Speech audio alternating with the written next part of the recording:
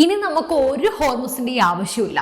പശ്ചിമേഷ്യയിൽ ഇന്ത്യയെ തകർക്കാൻ ശത്രുക്കൾ ഒരുക്കിയ ആ വൻ ചതിക്കുഴിയിലേക്ക് നോക്കി ഭാരതം ഇതാ വിളിച്ചു പറയുന്നു ചെക്ക് മേറ്റ്. പ്രധാനമന്ത്രി നരേന്ദ്രമോദിയുടെ നിർണായകവും അതിശക്തവുമായ ഇടപെടലിൽ ലോകത്തെ ഞെട്ടിച്ചുകൊണ്ട് ഭാരതത്തിന് ഇതാ ഒരു പുതിയ എണ്ണപ്പാത സാധ്യമായി കഴിഞ്ഞിരിക്കുന്നു. ചൈനയും പാകിസ്ഥാനും ഉൾപ്പെടെയുള്ള നമ്മുടെ ശത്രുക്കൾ ഇന്ത്യയുടെ സാമ്പത്തിക തകർച്ച ആഘോഷിക്കാൻ വേണ്ടി പടക്കമൊക്കെ റെഡിയാക്കി അതിർത്തികളിൽ കണ്ണു നട്ട് കാത്തിരുന്ന ആ നിമിഷത്തിലാണ് പശ്ചിമേഷ്യയിൽ നിന്നും ലോകത്തെ വിറപ്പിക്കുന്ന ആ വാർത്ത വരുന്നത്. ആഗോള വിപണിയിൽ എണ്ണവില ബാരലിന് $150 കുതിച്ചുയരുമെന്ന് അന്താരാഷ്ട്ര ഏജൻസികൾ പ്രവചിച്ച ആ നിമിഷം ലോകം മുഴുവൻ ശ്വാസമടക്കി പിടിച്ചു കരുതി ഇനി ഇന്ത്യ വീഴും എന്ന്. പക്ഷേ അവിടെയാണ് ഡൽഹിയിലിരുന്ന് മോദി എന്ന ഭരണാധികാരി ആഗോള ചതുരംഗ കളിയിലെ തൻ്റെ ഏറ്റവും മികച്ച കരുനീക്കം നടത്തിയത്. ഇന്ത്യയെ വീഴ്ത്താൻ നോക്കിയവർക്ക് അപ്രതീക്ഷിത പ്രഹരം നൽകിക്കൊണ്ട് പശ്ചിമേഷ്യയിൽ നിന്നും ഒരു വമ്പൻ വാർത്ത വരുന്നു. ശത്രുക്കളുടെ എല്ലാ കണക്കുകൂട്ടലുകളും തകിടം മറച്ചുകൊണ്ട് ഇന്ത്യയുടെ രക്ഷകനായി ഇറാഖ് ഒരു അതീവ രഹസ്യ നീക്കം നടത്തിക്കഴിഞ്ഞു. അതും ഇന്ത്യക്ക് പൂർണ്ണ ഊർജ്ജ സുരക്ഷയേകുന്ന ഒരു മാസ്റ്റർ പ്ലാൻ.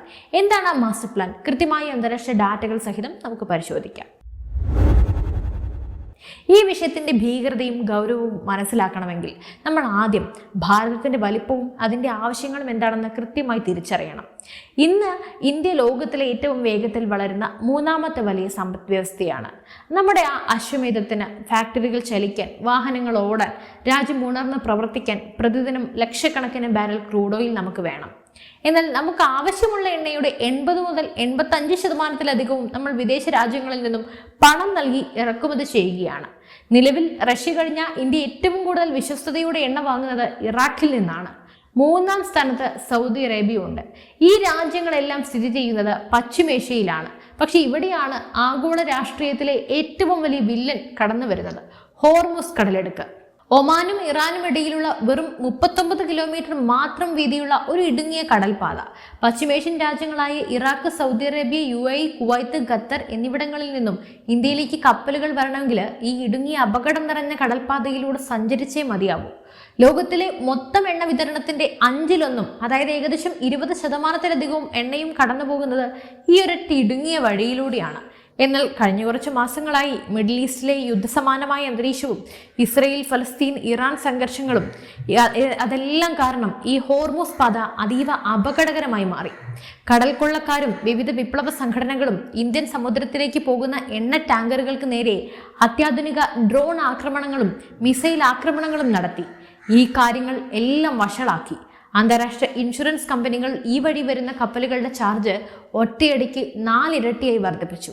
അതോടെ പല അന്താരാഷ്ട്ര കപ്പലുകളും ഈ വഴി വരാൻ മടിച്ചു. ഇതിന്റെ നേരിട്ടുള്ള പ്രഹരം ഏറ്റത് ഇന്ത്യക്കായിരുന്നു. ഇറാഖിൽ നിന്നും സൗദി അറേബ്യയിൽ നിന്നുമുള്ള എണ്ണവരവ് കുത്തനെ കുറയാൻ തുടങ്ങി. ഇന്ത്യയെ സംബന്ധിച്ച് ഇത് കേവലം ഒരു എണ്ണക്ഷാമം മാത്രമായിരുന്നില്ല, മറിച്ച് രാജ്യത്തിന്റെ സാമ്പത്തിക പരമാധികാരത്തിന്മേലുള്ള ജീവൻ മരണ പോരാട്ടമായിരുന്നു. പാശ്ചാത്യ മാധ്യമങ്ങൾ ഇന്ത്യയെ പരിഹസിച്ചുകൊണ്ട് എഴുതി, ഇന്ത്യയുടെ ഇന്ധന വിതരണം കടുത്ത പ്രതിസന്ധിയിൽ, രാജ്യം വൻ സാമ്പത്തിക തകർച്ചയിലേക്ക് നീങ്ങുന്നു, ഇന്ത്യൻ വിപണി തകരുമെന്നും പണപ്പെരുപ്പം നിയന്ത്രണാതീതമാകുമെന്നും നമ്മളെ തകർക്കാൻ നോക്കുന്ന ശത്രുക്കൾ ഉറപ്പിച്ചു. പക്ഷേ ഭാരതം പതറിയില്ല.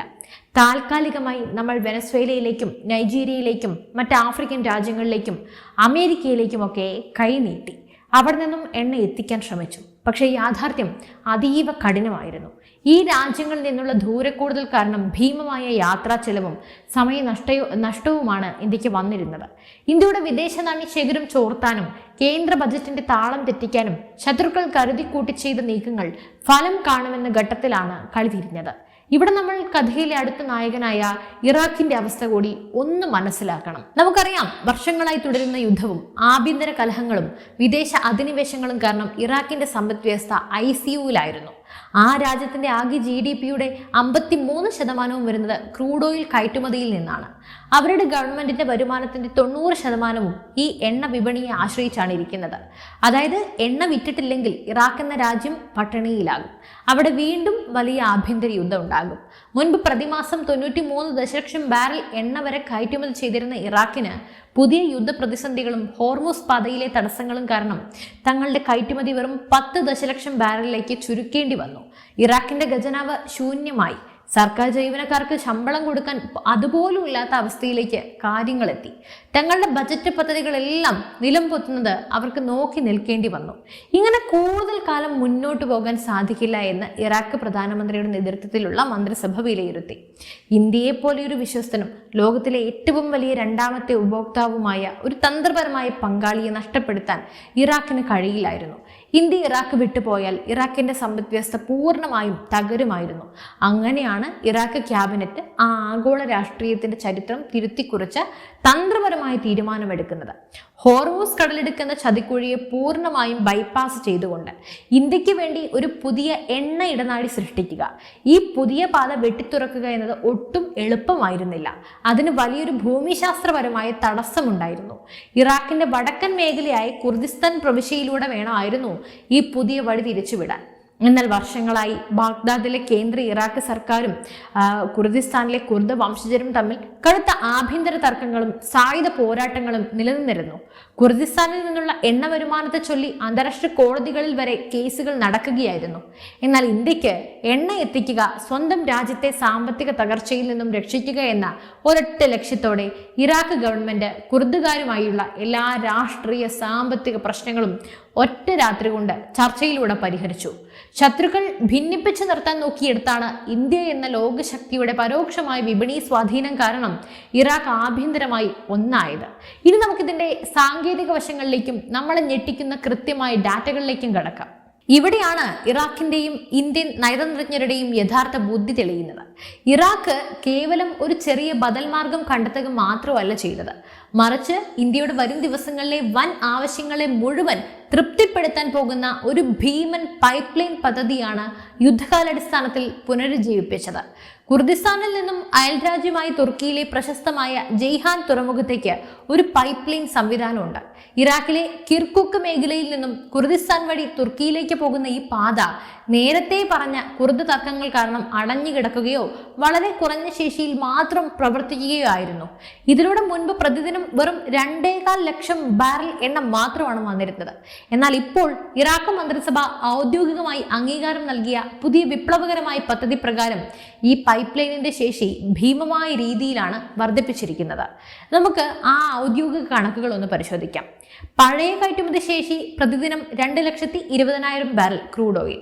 പുതിയ കയറ്റുമതി ശേഷി പ്രതിദിനം 7,70,000 ബാരൽ ക്രൂഡ് ഓയിൽ. അതായത് പഴയതിനേക്കാൾ 5.5 ലക്ഷം ബാരൽ അധികമായി.